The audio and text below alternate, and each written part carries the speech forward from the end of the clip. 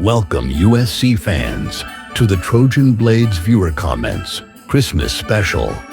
Whether you've been here since Bozo OU Fan of the Week, or you just found the channel this year, thank you for your continued viewership and support. Now, allow me to introduce your host, Gabe, who is absolutely never wrong about anything. Fight on. Oh man, what an introduction. That's right, I am your host, Gabe. This is the Trojan Blade. This is Viewer Comments episode 43, aka the Christmas Special. It's a gloomy and rainy Christmas Eve here in southern Arizona. I know a lot of you in the LA Metro are getting hit with some rain too today, but hopefully this edition of Viewer Comments will bring you some cheer, some joy, and obviously wishing a very Merry Christmas to you and yours. Let's not waste any more time. Guys, we're only a few subs away from 13,000. If you're in the giving mood or in the Christmas spirit and you haven't subscribed yet, please do. It's completely free, and that obviously puts us one step closer to 20,000. The numbers we're doing right now have never been done by an independent creator in the USC space. We've shown the big boys in the media world that the fan voice is the one that resonates the most, and that's all thanks to you guys. Your support this year has been extraordinary. The numbers we did this year, if you would have shown me that back in 2022 when I first started doing YouTube, I would have laughed. I would have said, there is no way in hell any independent creator, let alone me and this channel, are going to be able to do numbers like that. But you guys just crush it every single time, almost every single video. It's unbelievable. All the comments, all the love, all the support. You guys mean the world to me. And getting to talk USC football with thousands of my closest friends is a dream come true. So thank you very much. I appreciate you guys. Now let's get into the episode. All right, first up from I Grow Dragon Fruits. My favorite fruit, by the way. He says, with TCU starting quarterback deciding to transfer last minute, what's your take now on the Alamo Bowl? Well, it went from a game I was kind of, who knows how it's going to play out. There's so many guys missing. But with Hoover being out, with their star receiver being out, and keep in mind, Josh Hoover, one of the more talented quarterbacks in the country, that kid's a stud. Probably going to end up at Indiana or Oregon, by the way. Bad news. But in my opinion, this is a must-win game now. It really is. You can't have the best player on the opposing team be out. And we have a lot of our guys. We have Jaden Mayava. We have Tanuk Hines. We have our running backs. Like, it's not the end of the world if we lose, but getting to 10 wins is a big deal. I still believe that. Ending on a positive note, getting that positive momentum. It all matters. It really does. So it's a game I want to win. It's a game I think we should win. And it's a game I think we're going to win. So to answer your question, with Josh Hoover being out, it changes it drastically. They're missing by far their best player. We have to take advantage, and we have to win this game. Next up, from Big Boom AJ Fan, he says, with Kwiatkowski available, would you want to retain Lynn? Right now, I would say yes, just for the sake of team continuity, but Pete is one hell of a coach. So there's two angles to look at this. Number one, if you're asking me who's the better defensive coordinator, D'Anton Lynn or Pete Kwiatkowski, it's Pete. There's no debating that. The numbers say that. The production says that. He's the better coordinator. He's the better coach. If you retain Lynn, you obviously retain all of the position coaches, all of the players.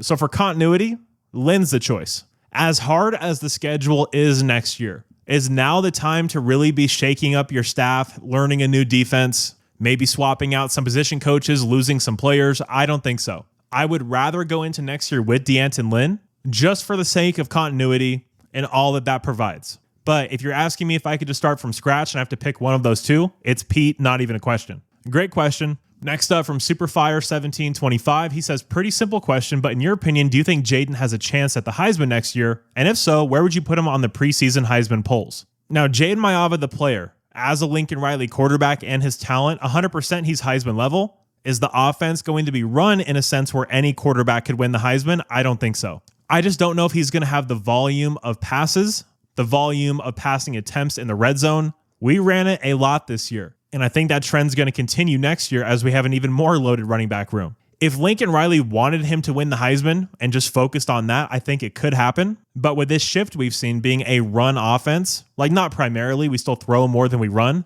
but it's really closed in terms of gap. So I just don't know if Jaden's going to have the volume and the pass attempts per game to really have a chance at the award, if that makes sense. But if we're in the mix of things and we're 11-1 or we're 12-0 or something crazy, you saw it with Julian Sain this year. Even with not the most impressive numbers, he was a Heisman finalist. Jaden could for sure be that. But if Lincoln wants to throw the ball more, Jaden is 100% capable of winning the award. And I would not at all be surprised if he did. Next up from Ryan Gandy, 1127, he says, why is everyone so big on Marsh, the receiver from Michigan State, who has done nothing? Wide receiver is a position USC never has to worry about. We're loaded with talent. So what I'd say to that, Marsh doing nothing just isn't true, especially when you look at who's been throwing him the ball. He's had below average, actually severely below average quarterback play his entire collegiate career.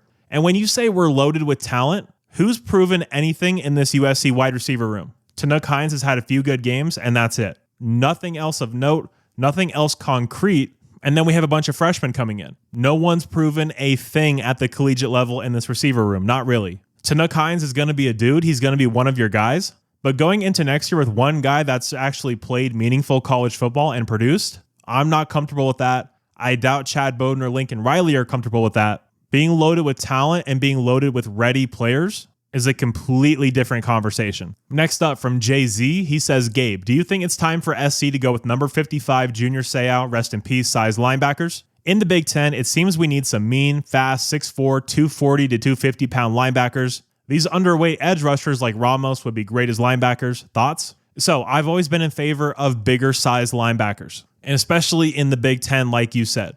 Downhill, run support backers. Are you going to give up something in pass coverage? Of course. But stopping the run is key number one in the Big Ten. But I also think that there's a balance between just getting big linebackers for the sake of size and having guys that can actually play the position. Like if you guys remember John Houston, the dude was 210 pounds soaking wet? He knew how to play linebacker. He knew how to diagnose. He knew how to get to where he was supposed to be. He just was not nearly big enough to bring people down. So it's a very fine line finding the guys that have the size and finding guys that can produce. And there's actually a few of those guys in the transfer portal. You have the kid from Wisconsin. Kamari House is smaller. I think he actually is like 215 from North Carolina, so we'll see with that. But there are some bigger guys in the portal that could come in and do a job for you. And in terms of moving edge rushers to linebacker, I've never been a fan of that. They're such different positions. I mean, you're asked to do completely different things. Being an actual off-ball linebacker is so mentally challenging. You have to be instinctive. You have to really know the game. And when you have some of these edge rushers, they just haven't had to learn it the same way. It's pure instinct. It's pure athleticism, strength, swim and rip, all of that stuff. You're not diagnosing what the offense is doing. You're not seeing it from that deeper vantage point as a linebacker. So I would rather just go out and get guys that have played the position personally. But in general, with your question, I am in favor of getting bigger linebackers, yes. Next up from San Spear, he says, with the USC-Notre Dame rivalry officially canceled and all the other changes that have happened, are you losing your love for college football? So with this conversation, we're going to take USC football and college football as two independent entities, and we're going to split them up. So looking over to the left at USC football, I love it. It's my passion. It's all I think about. USC football is everything to me, and it always will be. And on the right, you have college football as a whole. And I 100% am losing my love for college football at large. I watched less college football this year than I ever have. I watch every second of USC. I do rewatches. I do all that crazy stuff. But before, if Troy and Georgia Southern were playing on a Friday night or something, I'd watch it. I'd get up at 9 Pacific time to watch Iowa Northwestern. I would just love it. I couldn't get enough college football. But with all these changes that are happening, I've sort of stopped doing that. I keep tabs on all the teams we play. There's a few teams I have a soft spot for. I got a question about that later, so I won't get into that too much now. But yeah, I am losing my love for college football. It's changing and evolving into NFL light, which I'm a really big NFL fan, as a lot of you guys know. Love my Cleveland Browns, despite them always hurting me. And I've always been obsessed with the NFL draft and free agency.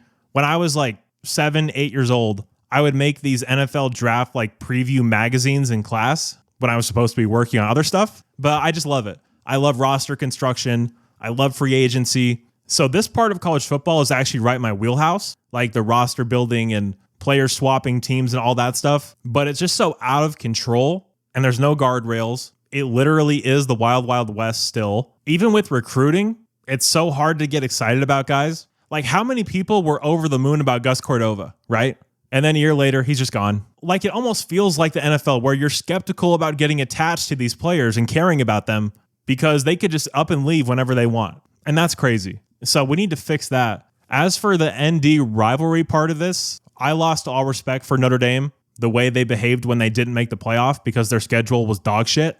They played 3 good opponents. They beat us, good for them, and they lost to A&M and Miami, who made the playoff. Go figure. And then for them to opt out of a bowl game, take their ball and go home, it's just pathetic. They're a pathetic university. Their fans that are defending their actions are pathetic. I said some stuff about the Irish on Twitter, and my DMs just got flooded with some despicable messages from the Irish fans. But yeah, long-winded. To answer your question, 100% my love is slowly evaporating for the sport at large, but still love USC football, always will. Bouncing off of that from Renaissance account, he says, with Notre Dame being canceled, will we be playing Stanford? That's what I've heard, man. That's the most likely one, and that's the one I'm most excited about as well. I've seen some people throwing out Utah or Arizona State or Oregon State or Washington State. Bring back Stanford. That game has so many memories for so many USC fans. The best game I've ever been to, any sport, USC Stanford 2013, Andre Hidari's field goal, the place going nuts, everyone storming the field afterwards. Such a cool moment. As much as Stanford gets on my nerves, I hate their band, I hate that stupid tree, I hate their elitist fans, but USC Stanford is a classic California game. Would love to see that back every single year. Next up from Car Go Vroom Vroom 0, he says, do you think Jen Cohen will tolerate a floor 7-5 Lincoln Riley team in year 5, even with our schedule? No, she will not. Not 7-5. No way. A lot of people, including me, think it's playoffs or bust next year. But even I can see a scenario where we're 9-3, we just missed the playoffs, we play well against some big opponents, and Lincoln Riley stays, and you can kind of feel better about where the program's going, you know? But if you're 7-5, that means you lose to Indiana, Oregon, Ohio State, and what? Washington, maybe Penn State? I don't know. Like, that would be unacceptable. We cannot have another sub 9-3 year, in my opinion. I know the schedule's tough, but we're a tough out too. And we have to see it that way. We have to play well against the big opponents. And we finally have to get some big wins. Next up from Mr. Pukahead, he says, do you think we have traveling issues? And if so, how do we fix them? Is food sickness the reason we lost to Illinois? No, it's not. Food poisoning, food sickness is not the reason we lost to Illinois. It was not widespread, said Lincoln Riley himself. We had a million opportunities to win that game, and we didn't. It played out exactly like every game we lost last year, the exact same way. As for traveling issues, I don't know what the issue is with us on the road, but we're a completely different team at home and on the road. Obviously, those splits are going to be a little bit different, but we just look unprepared at times on the road. I thought the offense actually played pretty well from the jump against Oregon, but man, you look at the Nebraska game, you look at the game in South Bend, it was pretty rough, and that's throwing in the Illinois game as well, even Purdue. If we didn't get a few lucky bounces, we could have lost that game at Purdue. A lot of people forget. So I don't know what the issue is on the road, but we for sure have something that needs to be addressed or fixed. Because next year, if we're not ready, we'll lose to Penn State on the road. I don't care where that program's at. That's a very tough place to play. Probably going to be a whiteout. So yeah, we've got to make sure that we get that addressed. Next up from Jackson Class, he says the 12-team format is good, but needs changes to its structure. What do you think is the best playoff format and seeding? Man, I don't know. I'm not smart enough and I haven't thought about this in depth enough to have like a formula or a format that I want to see. All I know is that the G5 needs to be kicked out.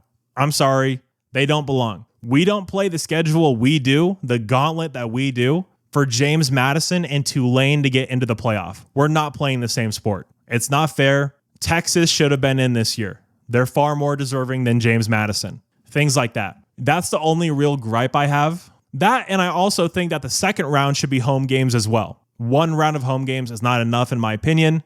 Not big into these neutral sites. Let's get more playoff home games on college campuses. That would be awesome. Next up from Anaerobic, they say, do you think Mayava staying at Fuckla makes a difference? Or will they still be a train wreck next year? So, unfortunately, I'm actually a very big fan of the coach they hired, Chesney, from James Madison. I really like what he's all about. He took over a dumpster fire after Curt Cignetti left and took all those players, and he got them back up and running pretty quick. And Nico, he has his issues. Ball security is one of them. Getting the ball out on time is one of them. But that's one of the most talented quarterbacks in the entire nation. So them re-signing him is a big deal. They're going to be much better next year, that's for sure. Deshaun Foster was arguably the worst coach in the country. And you're going to Chesney, who has the potential to be a upper tier coach. So it's for sure a massive upgrade. How much is that going to show out in year one? Not sure. But they're going to be a better team next year, no doubt about that. Next up from Angels fan, he says, are there any Big Ten programs you respect? Not suggesting you root for, but just respect. So in terms of Big Ten opponents, Washington is one I've always respected.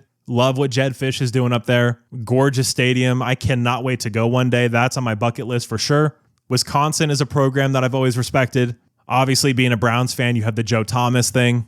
Big Cat from Barstool went there. Big Ten Ted is a Wisconsin guy. He's one of my closest friends as well. A lot of really cool people come from that school. So I think that has more to do with it than anything. Nebraska is another one. My dad actually grew up in Omaha before moving out to California for high school and going to USC. So I've always had a soft spot for them. And then outside of the Big Ten, now that they're not in our conference, I root for Arizona State. Just love the uniforms, the traditional Sparky helmet, not all that weird pitchfork stuff they're doing. Miami is another one. Just because growing up as a kid in the 2000s, if you watched NFL football, it was littered with Miami players. Sean Taylor's probably my favorite non-Trojan of all time. So there's that. And then you just have the random West Coast schools that you end up liking, like Boise State, Cal Poly SLO. And everybody has that one team that they did a dynasty with on NCAA back in the day. And it went really well. And you just have a soft spot for that random ass team. And for me, that's Ball State. I know, completely random. But yeah, always like them. And having used to live in Ohio, I'm a big Ohio Bobcats fan. Shout out OU. So yeah, a lot of teams in there, but that's the answer, I guess. Next up from Almada Young, he says, how is Gabe doing with the move to Arizona? It's cool, man. Especially here in Tucson.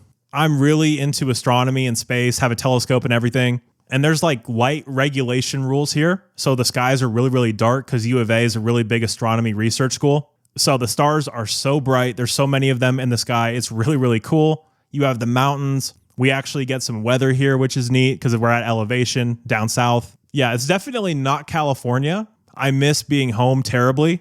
If the channel keeps growing the way I think it will, at some point moving to California will almost be a necessity, to cover games in person and all that. So that'll probably happen at some point. But yeah, living here is pretty cool. Next up from Lurch Logan, if you were on death row, what's your last meal? Man, I'm carving out. Give me some fettuccine Alfredo. Give me some really good bread to go along with it. And while you're at it, give me some French onion soup, my favorite soup of all time.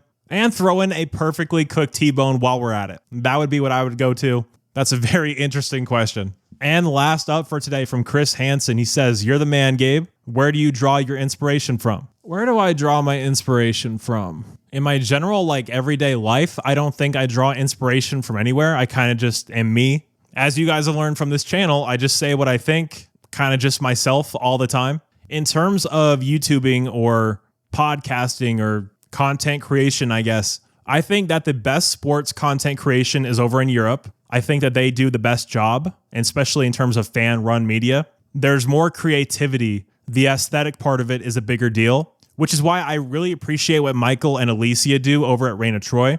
With the graphics and the thumbnails, they put a lot of time into the visual element of things.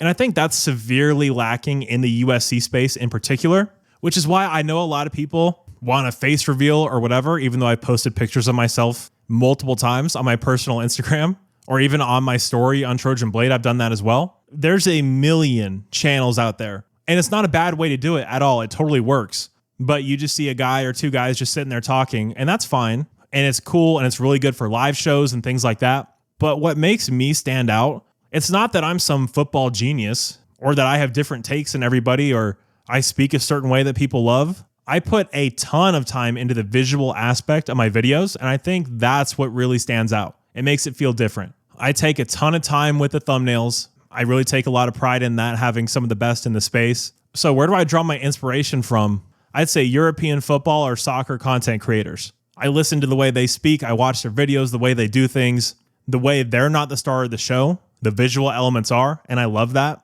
It's a very weird thing in the USC space with all the content creators. As the great and illustrious Deshaun Foster once said, we're in Los Angeles. It's arguably the most iconic city in the world, most recognizable. It's up there for sure. LA and New York, along with, Paris and London, I guess. But I really try to incorporate Los Angeles into the aesthetic of this channel because I think it's just really cool. And no one else really does that. I don't understand why. The city is what makes USC USC. For all that the university is, whenever you see USC or backdrop of the Coliseum, LA is right there. We are the university in Los Angeles. Whenever we talk about people wanting to come to USC, it's all about LA. And I thought that was a really interesting thing that's missing from the space. And even now, people don't really incorporate it, which I think is very, very strange. But it's a massive part of my branding, and it always will be.